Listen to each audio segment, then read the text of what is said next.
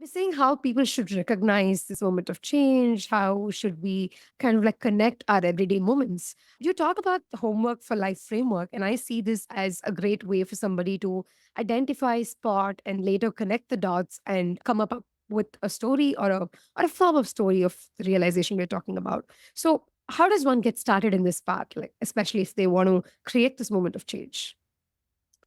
Well, we have to have stories to tell, and this person who has the Hmm. most stories to tell tends to be the best storyteller. They have the most, they're armed the best for the world ahead. And so, Mm-hmm. Homework for Life is a system I came up with about 15 years ago, basically Hmm. because I was running out of stories to tell and I needed more.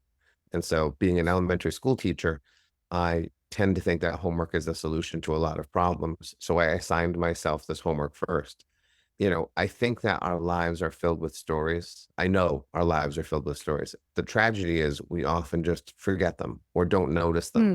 Or when we do see them, we allow them to sort of leave our lives, drift away like they're nothing. And as a result, all of this content that can be meaningful for us as human beings, as people who care about our lives and remembering our lives, but also as people who want to use stories to connect to others, to become unforgettable, to sell a product or a service, whatever we're looking to do, the more stories Mm-hmm. we can, the better off we're going to be. So, Homework for Life is a process by which I ask people to, at the end of every day, or even in the midst of the day, take note of the moments that you find the most story worthy. The prompt I actually give myself is, if someone kidnapped my wife and children and they said they would Mm-hmm. not give them back to me unless I told a story about something that happened over the course of this particular day, what would the story be?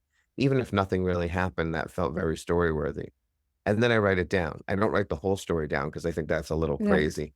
I use a Yeah. spreadsheet, two columns, a date, and then I stretch the B column across the screen. And in that B column, that's where I allow myself to write the story.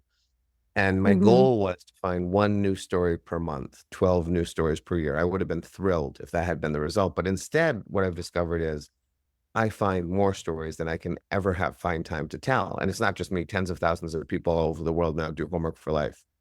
It is a process where we acknowledge our day, we start to see our day, and then eventually we start to see our day better. As our storytelling lens gets sharper, Mm. we start to see moments that are actually meaningful. So if I look at my 2015 Homework for Life entries, I had Mhm. about 1.3 entries back then per day, 1.3 moments I was noticing.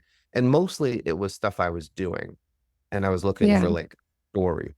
Today, or at least last year, I had 7.8 moments per day that I was capturing, not because my life is more interesting, simply Mhm. because I have a sharper lens. I can see things I Right. used to not see.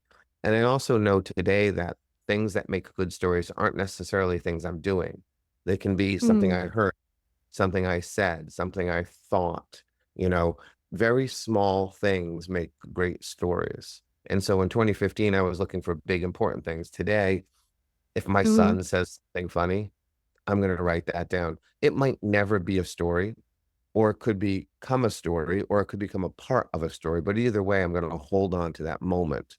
We allow Right. our moments to just leave us. And then what happens is people walk around and they say things like time flies. It doesn't really Mhm. fly.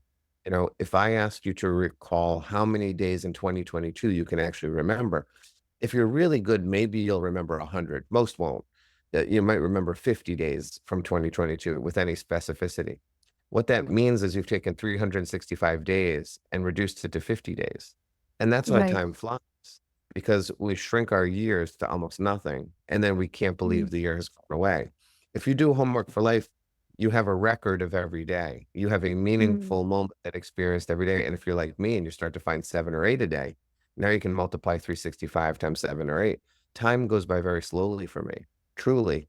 My children are 12 and 15 and they feel 12 and 15 because I remember the moments. And if I forget something, I can go back in my Homework for Life and relive the year and it's right back in my heart and mind.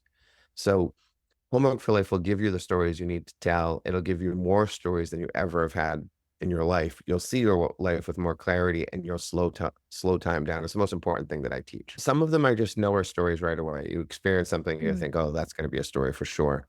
But a lot Mm. of them, what ultimately happens is I'm looking to help someone tell a story or looking to tell a story myself. And I'm looking Mm. to match theme, meaning, or message with the story Mm. that I'm applying. So I was working with a contract manager recently at a big Right. corporation, and Hmm. he needed his people to be more specific in their contracts. And so he wanted a story as a part of his 90-minute talk he was going to give to his people on Hmm. specificity. So I asked him, do you have a moment in your life where you're overly specific? And he didn't have one. He doesn't do homework for life. I had 20 of them. So I gave him one. I said, when I go to restaurants, the problem I have is I hate pickles. I really, really hate them. And the problem with pickles is they'll put them on your plate without any warning. Like you don't order a pickle Mm. and yet a pickle ends up on your plate. Yeah. And pickles sort of infect everything on a plate. If you order a hot dog and fries, but there's a pickle next to it, everything sort of tastes like a pickle, and I hate it. Mm. So when I go to Mm. restaurants, whenever I order food, I say, and if you're going to put a pickle on the plate, please don't.